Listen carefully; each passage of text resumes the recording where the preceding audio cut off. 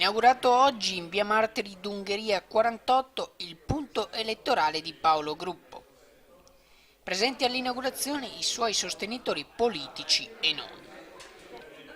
A breve si conosceranno i nomi di chi correrà con lui nelle sue liste, ma nel frattempo Paolo Gruppo si deve difendere dagli attacchi degli ultimi giorni. Ridere perché io non ho mai partecipato a nessuna lista di Luca Claudio, non ho mai sostenuto Luca Claudio.